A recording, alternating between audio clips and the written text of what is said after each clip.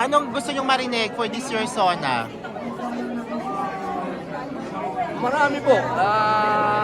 Pero ang sabi ko nga sa lahat na nagtatanong, ang gusto ko muna maramdaman yung narinig ko na. Okay. Oo. Tulad po ng mga alin, Sen? Siyempre, ilang taon na rin tayo dito. Oo.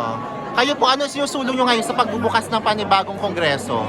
Yun pa rin po. Sana po magkaroon po tayo ng konkon. Inaantay po natin yan na sana dumating ang oras na tanggapin natin na kailangan na po natin talagang libresuhin o amendahan ang ating konstitusyon. Do you think, Sen, magkaroon ng wonderful night mamaya after SONA? Kakanta?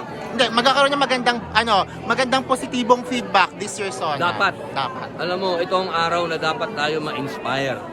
Huwag muna tayo maglagay ng politika sa araw na to. Itong araw na to, makikinig tayo sa ating Pangulo na magbibigay ng inspirasyon sa atin. Sen, quick reaction lang, hindi nakapasok sa top 5, first 5 yung movie nyo supposedly for MMFF about Senator Gringona. Reaction lang po. Ay, tayo umaasa pa rin na sana makasama. Hindi pa naman tapos. Oo, hindi pa naman tapos. Thank you, Sen. Salamat. Thank you po.